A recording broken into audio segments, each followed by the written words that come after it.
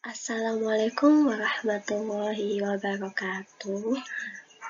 Dalam pertemuan kali ini, kita bertemu lagi dalam pembelajaran PPKN.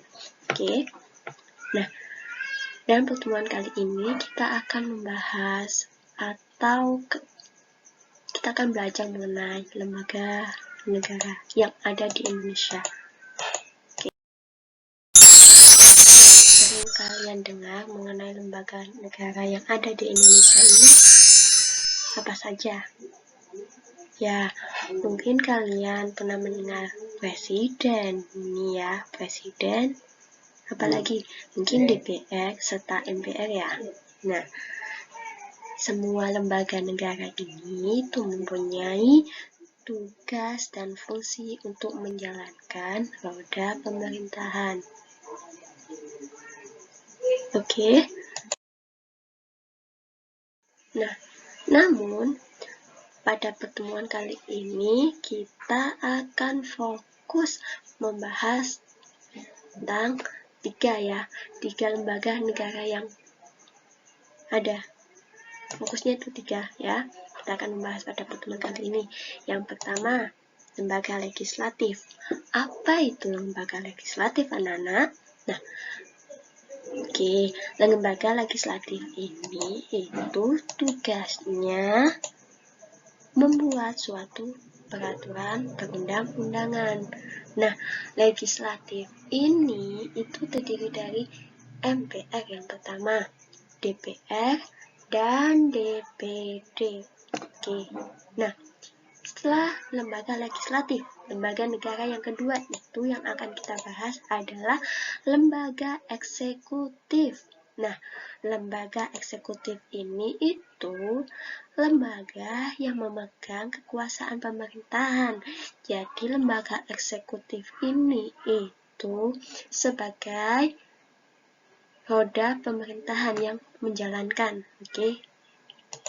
Nah, eksekutif ini itu terdiri dari presiden, wakil presiden, dan para menterinya nanti. Dan lembaga negara yang ketiga yang akan kita bahas itu lembaga yudikatif. Nah, lembaga yudikatif ini itu tugasnya atau tupoksinya itu menjalankan tugas menyelenggarakan peradilan. Jadi di sini yang pertama, legislatif itu tugasnya membuat undang-undang. Nah, undang-undang ini nantinya akan dijalankan oleh eksekutif sebagai penggerak suatu roda pemerintahan. Nah, selanjutnya yang yudikatif ini itu menyelenggarakan suatu peradilan yang terdiri dari Mahkamah Agung, Mahkamah Konstitusi, dan Komisi Yudisial. Oke, lanjut. Kita lanjutkan mengenai bahasan lembaga legislatif. Lembaga yang pertama yang kita bahas, lembaga legislatif yang pertama, nah, yaitu Majelis Pemusyawaratan Rakyat atau yang disingkat MPR. Nah, MPR ini dalam sejarahnya ketatanegaraan Indonesia, MPR sebelum diadakan amandemen atau sebelum diadakan perubahan atau penyempurnaan terhadap undang-undang ini, MPR dahulunya itu lembaga yang mempunyai kedudukan tertinggi ya dulu. Namun setelah dilakukannya amandemen atau penyempurnaan ini, MPR itu kedudukannya sama rata atau sejajar dengan lembaga negara yang lainnya. Oke. Nah, MPR ini itu dalam pasal 2 ayat 1, anggota MPR itu terdiri dari anggota DPR ya, terdiri dari anggota DPR serta anggota DPD. Nah, anggota-anggota ini itu dipilih melalui pemilu ya, sama-sama dipilih melalui pemilu yang diadakan selama 5 tahun sekali. Oke. Nah, wewenang, tugas, dan fungsi dari seorang MPR itu yang pertama, mengubah dan menetapkan undang-undang ya. Ini terdapat dalam pasal 3 ayat 1 dan pasal 37. Nah, wewenang yang kedua itu melantik presiden dan atau wakil presiden. Nah, setelah presiden dan wakil presiden dipilih melalui pemilihan umum, itu nantinya akan dilantik oleh Majelis Permusyawaratan Rakyat. Memberhentikan presiden dan atau wakil presiden dalam masa jabatannya menurut undang-undang. Yang keempat, memilih wakil presiden dari 2 calon yang diusulkan oleh presiden dan dalam hal terjadi kekosongan wakil presiden. Dan yang terakhir, memilih presiden dan wakil presiden dari 2 pasangan calon presiden dan wakil presiden yang diusulkan oleh sebuah parpol atau gabungan parpol yang pasangan calon presiden dan wakil presiden meraih suara terbanyak pada pertama dan kedua dalam pemilihan umum.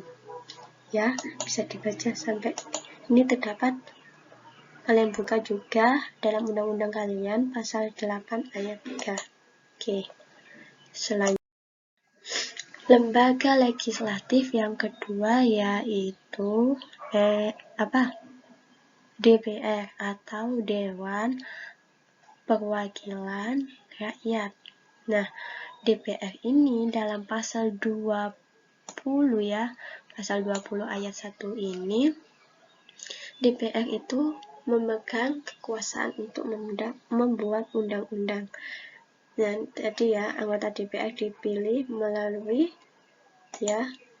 anggota DPR dipilih melalui pemilu juga ya, yang tadi sempat dibahas. Nah, dalam menjalankan tugasnya, DPR itu mempunyai 3 fungsi. Fungsi legislatif, fungsi anggaran, dan fungsi pengawasan. Kalian bisa baca dalam pasal 20A ayat 1. Oke. Nah, yang kedua, juga DPR itu mempunyai 3 hak. Hak interpelasi, hak angket, serta hak menyatakan pendapat. Dan ini yang bentuk-bentuk warna biru ini merupakan wewenang dari DPR ya. Mengajukan usul pemberhentian presiden dan wakil, persetujuan untuk menyatakan perang, pemberian pertimbangan kepada presiden dan pengangkatan duta, dan pemberian pertimbangan kepada presiden dalam pemberian amnesti dan abolisi, serta lain-lainnya. Kalian bisa baca sendiri ya. Dan yang ketiga, lembaga legislatif itu DPD.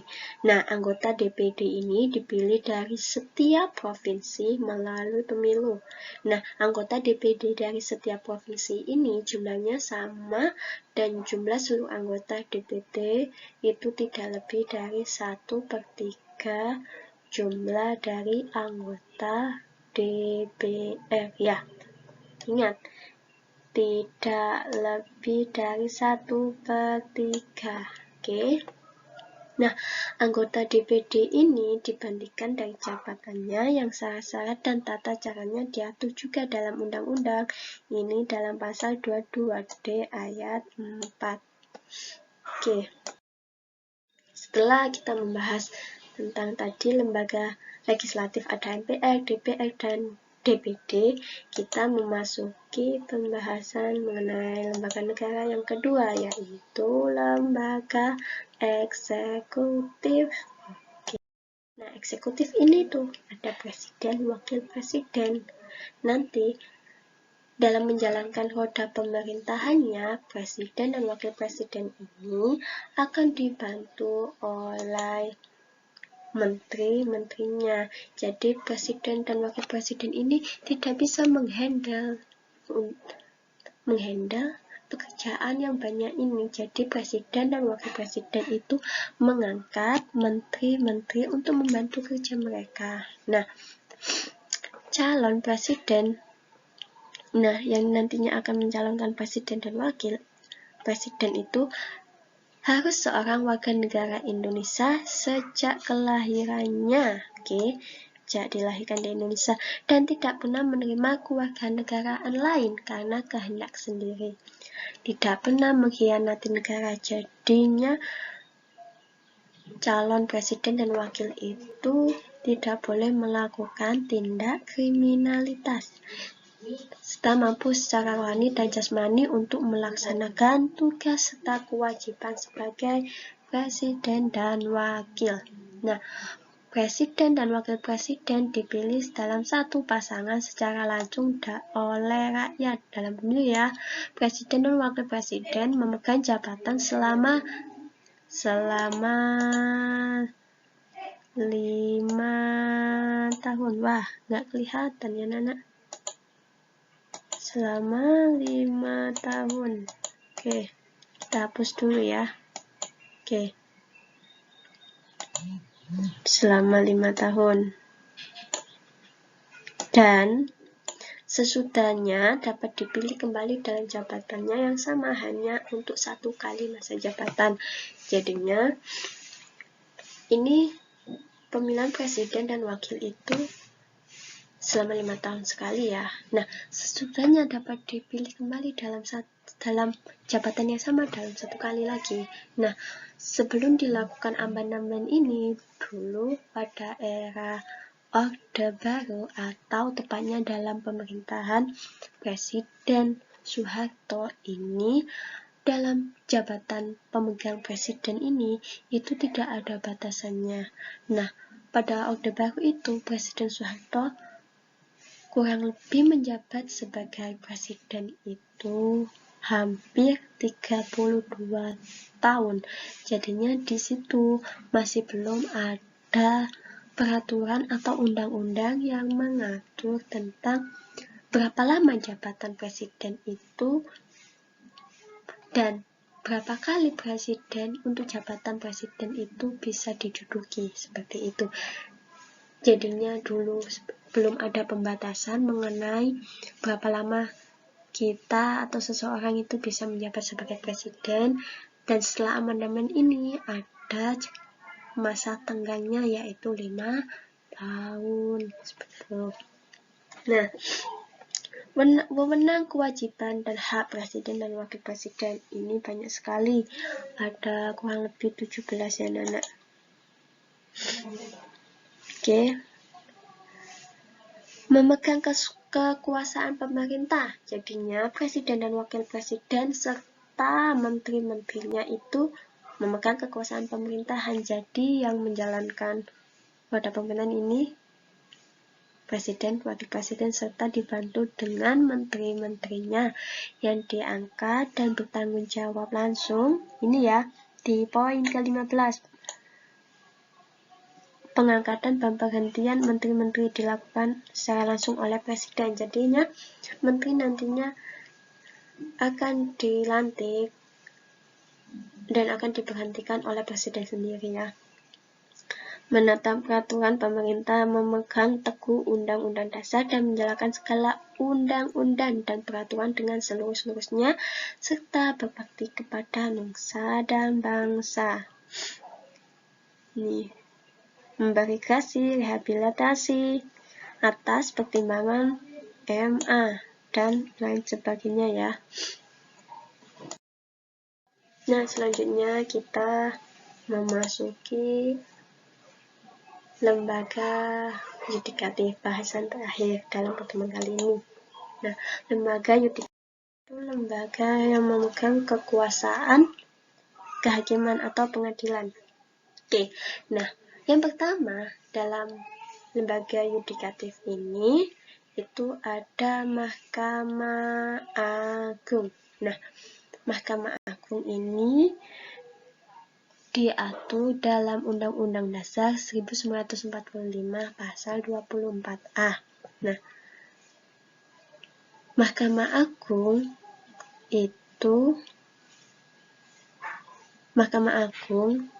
membawahi ada beberapa pengadilan di bawahnya. Ini ada pengadilan umum, pengadilan agama, pengadilan militer, serta TUN atau Tata Usaha Negara. Nah, jadinya lembaga Mahkamah Agung ini lembaga pengadilan tertinggi yang ada di Indonesia.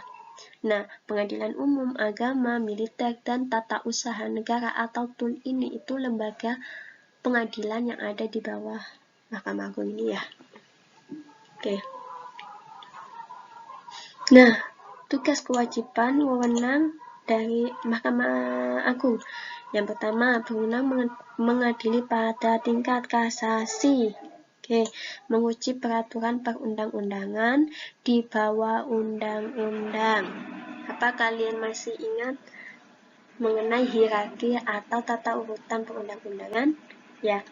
Nah, di situ dijelaskan Mahkamah Agung itu menguji peraturan perundang-undangan dari peraturan perundang-undangan di bawah undang-undang terhadap undang-undang dan punya wewenang lainnya yang diberikan oleh undang-undang.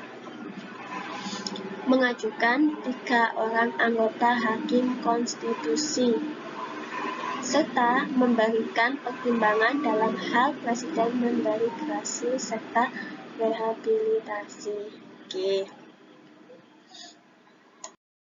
Lembaga yudikatif atau lembaga peradilan yang kedua yaitu Mahkamah Konstitusi. Nah, Mahkamah Konstitusi itu dibahas dalam pasal 24C ya. Nah, hakim konstitusi itu harus memiliki integritas serta kepribadian yang tidak tercelah, serta adil, negarawan, yang menguasai konstitusi dan ketatanegaraan, serta tidak merangkap sebagai jabatan atau pejabat negara. Nah, Mahkamah Konstitusi itu memiliki 9 orang anggota hakim yang ditetapkan oleh presiden. Ya.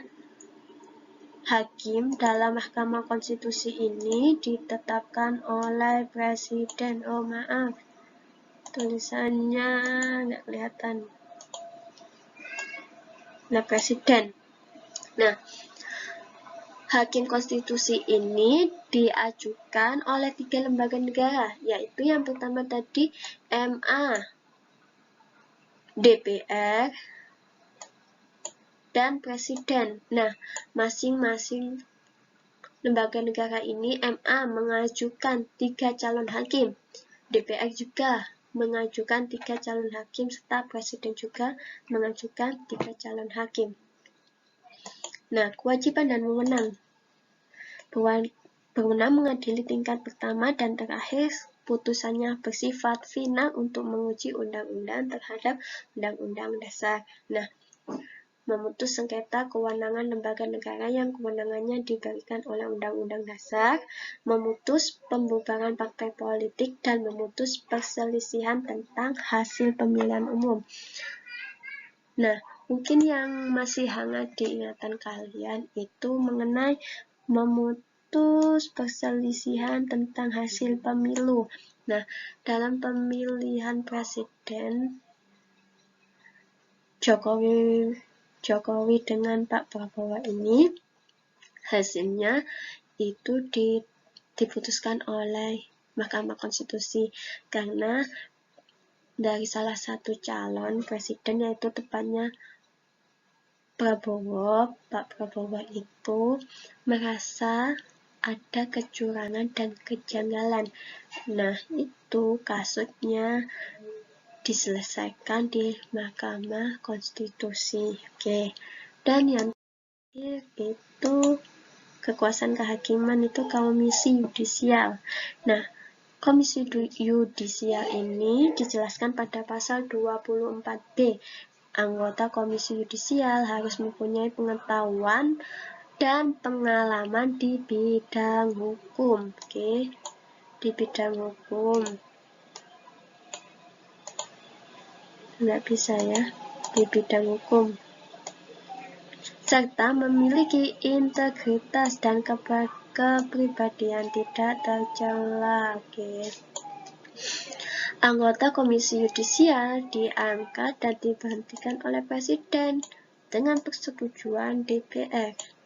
Nah, wewenang dari komisi yudisial ini mengusul pengangkatan hakim agung, mempunyai wewenang lain dalam rangka menjaga, menegakkan kehormatan, keluhuran, serta perilaku hakim. Oke.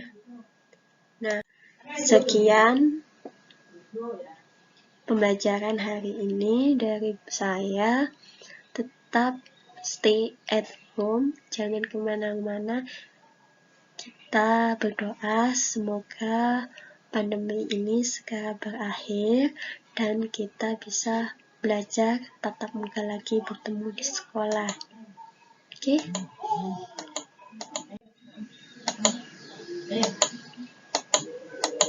See you. Assalamualaikum warahmatullahi wabarakatuh.